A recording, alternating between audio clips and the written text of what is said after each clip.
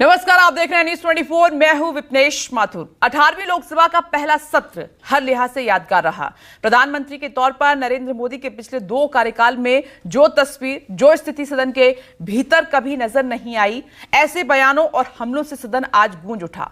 अपने लगभग 1.5 घंटे के भाषण में राहुल गांधी ने ऐसे आरोप लगाए कि प्रधानमंत्री, गृह मंत्री, रक्षा मंत्री, संसदीय कार्य मंत्री, कृषि मंत्री तक अपनी सीट से उठकर विरोध दर्ज करवाने को मजबूर हो गए।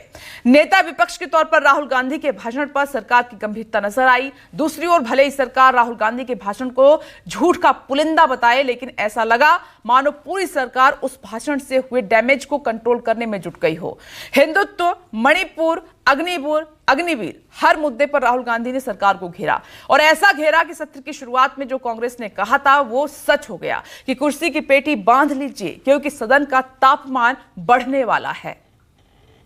अपने आप को हिंदू कहते हैं, वो 24 घंटा हिंसा हिंसा हिंसा। आप हिंदू हो ही नहीं। पूरे हिंदू समाज को हिंसक कहना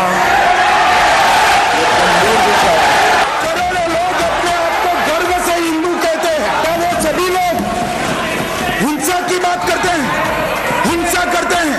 संविधान को जो भी दुहाई दी है, इनको माफी मांगनी चाहिए सर। इस तरीके से सदन को गुमराह करना, इसे कदापि उचित नहीं ठहराया जा सकता। महोदय, ये सदन झूठ बोलने की जगह नहीं है मान्यवर, सच बोलना चाहिए। नरेंद्र मोदी उसे शहीद नहीं कहते हैं, नरेंद्र मोदी उसे अग्निवीर कहते हैं। उस घर को पेंशन नहीं मिलेगी, उस घर को कंपनसेशन नहीं मिलेगी, शहीद का दर्जा नहीं मिलेगा। अयोध्या की जनता को डराया, पूरे देश को डरा दिया। नेता प्रतिपक्ष राहुल गांधी संसद में आए, माइक थामा और जब बोले तो पूरा सत्ता पक्ष हिल उठा। हिंसा हिंसा हिंसा। आप हिंदू हो ही नहीं।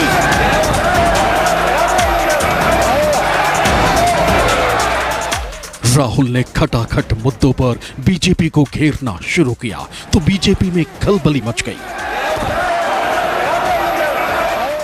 पहले पीएम, फिर गृह मंत्री, फिर रक्षा मंत्री, फिर पर्यावरण मंत्री, फिर कृषि मंत्री, और देखते ही देखते बीजेपी के दिग्गज नेताओं की फौज राहुल गांधी को रोकने को खड़ी हो गई।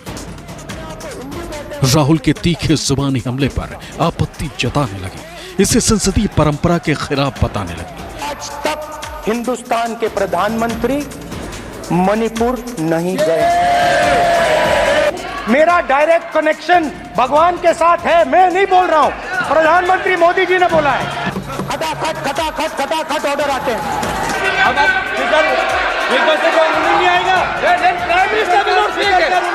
श्री राम ने आपको दूसरा मैसेज दे दिया अयोध्या में।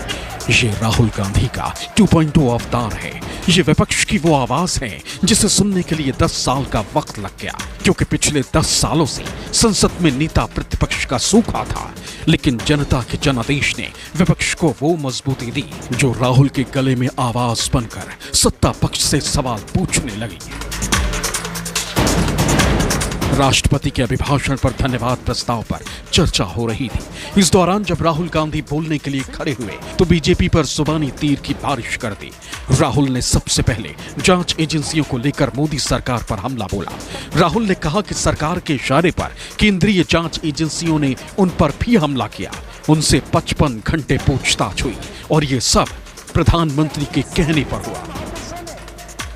I myself was attacked by order of the government of India, by order obviously of the Prime Minister of India. 20 plus cases, 2-year jail sentence, my house taken away, no problem.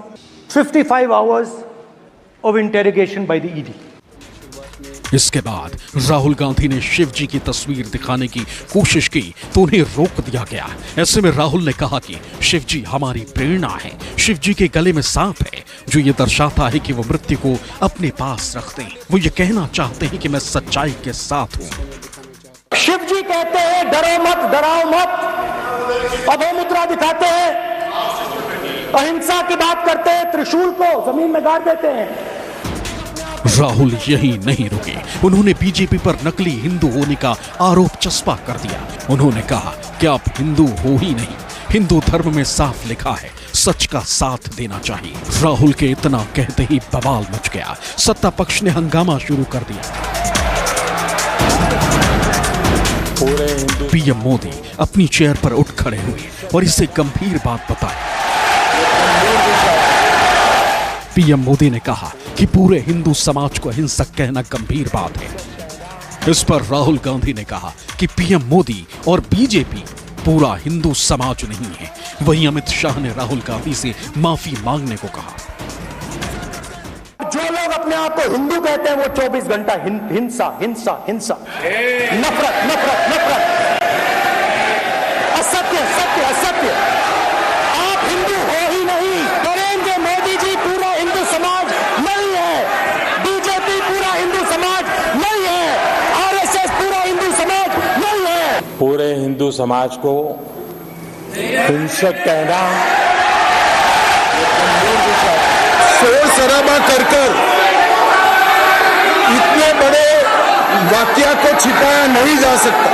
करोड़ों लोग अपने आप को गर्व से हिंदू कहते हैं, गर्व से हिंदू कहते हैं। क्या वो सभी लोग हिंसा की बात करते हैं, हिंसा करते हैं? उन्होंने इसकी माफी मांगनी चाहिए। राहुल गांधी ने संसद में हिंदू, मुस्लिम, सिख और ईसाई के भाईचारे की बात की। उन्होंने कहा कि पैगंबर ने कहा है कि डरना नहीं है। गुरु नानक जी के चित्र में भी आपको अभय मुद्रा दिखेगी। वो भी कहते हैं डरो मत, डराओ मत। जीसस क्राइस्ट के चित्र में भी अभय मुद्रा है। जीसस ने कहा था कि कोई आपको एक थप्पड़ मारे तो दूसरा गाल आगे कर दो। राहुल का संदेश साफ था कि सभी धर्म डरो मत और डराओ मत की बात करते हैं। मोदी जी ने अपने भाषण में एक दिन कहा कि हिंदुस्तान ने किसी पर आक्रमण नहीं किया। उसका कारण है क्योंकि यह देश अहिंसा का देश है। यह देश डर का देश नहीं है। तो हमारे सारे के सारे महापुरुषों ने अहिंसा की बात की, डर मिटाने की बात की। डरो मत, डराओ मत। राहुल के बयान पर बीजेपी की तीखी प्रतिक्रिया सामने आई। गृह मंत्री अमित शाह ने कहा कि राहुल को अभय मुद्रा का ज्ञान लेने के बाद बात करनी चाहिए। साथ ही कांग्रेस को आपातकाल के मुद्दे पर घेरने की कोशिश भी की। इस्लाम में अभय मुद्रा, इस पर इस्लाम के विद्वानों का मत एक बार वे ले ले। गुरु नानक साहब की अभय मुद्रा पर एसजीपीसी का मत वो ले ले। और मान्यवर, अभय की बात तो इनको करने का कोई अधिकार नहीं है। आपातकाल में पूरे देश को इन्होंने भयभीत करा। राहुल ने राम मंदिर के मुद्दे पर भी बीजेपी को घेरा। साफ कहा कि अयोध्या की जनता ने और प्रभु श्री राम ने बीजेपी को नकार दिया है। वहीं राहुल ने कहा कि मोदी जी अयोध्या से लड़ना चाहते थे, लेकिन उनके इंटरनल सर्वे रिपोर्ट ने बता दिया कि अगर वो अयोध्या से लड़े तो हार जाएंगे। कहां कहां तक इन लोगों ने डर फैला दिया। मैं आपको अयोध्या से शुरू करता हूं।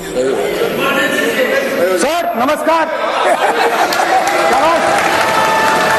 इन्होंने कहा कि 3 बार नरेंद्र मोदी ने टेस्ट किया, 2 बार क्या मैं अयोध्या से लड़ जाऊं?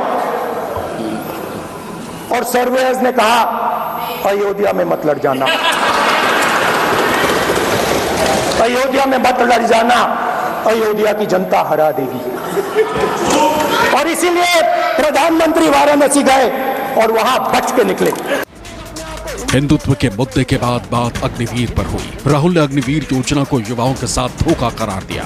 उन्होंने कहा कि अग्निवीर को न तो शहीद का दर्जा मिलता है और न ही सरकार से पेंशन मिलेगी। ये अग्निवीर यूज एंड थ्रो मजदूर है। जिसके बाद रक्षा मंत्री राजनाथ सिंह ने कहा कि अग्निवीर जब शहीद होता है तो उसके परिवार को 1 करोड़ की सहायता दी जाती है।